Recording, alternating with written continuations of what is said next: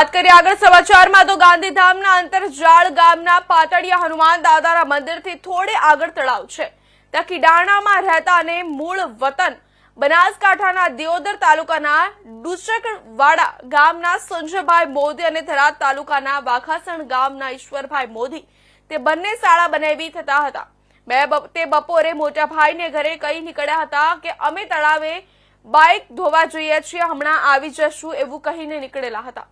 પરંતુ 5 વાગ્યા સુધી ના આવતા તેના મોટા ભાઈ સુરેશભાઈ ત્યાં જોવા આવેલા, પણ ત્યાં બાઇક અને ચંપલ જોવા મળ્યા. તેથી તેમણે તેમના ઓળખીતાને ફોન કરીને બોલાવ્યા અને એમના ઓળખતા આવીને પોલીસ અને તરવૈયાઓને જાણ કરતા તરવૈયા અને પોલીસની તરત હાજરી જોવા મળી હતી અને ગાંધીધામ મામલતદારને જાણ થતા મામલતદાર હાજરી તરત જોવા મળી હતી. એમનાથી જે વ્યવસ્થા થતી તમામ વ્યવસ્થા છેલ્લે સુધી કરી આપી હતી અને મામલતદાર ખુદ હાજર હતા.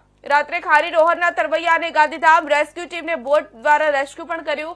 કંઈ મળ્યું નહીં, પણ અચાનક રાત્રે 1:10 સંજયભાઈ મોદીની લાશ તરતી જોવા મળી. તેથી તરત તેનું રેસ્ક્યુ કરીને બહાર કાઢવામાં આવી. બીજા દિવસે સવારે 7 વાગે મામલતદારની હાજરીમાં ખારી રોહરના તરવૈયા અને ઇમરજન્સી રેસ્ક્યુ ટીમે રેસ્ક્યુ ચાલુ કર્યું હતું. જે સવારે રેસ્ક્યુ કરી ઈશ્વરભાઈની લાશ બહાર કાઢવામાં આવી. લાશ જોવા મળ્યા ઉપરની અનુમાન લગાવી શકાય કે સંજયભાઈ લપસી ગયા છે અને એને બચાવવા માટે કોશિશ કરેલી છે.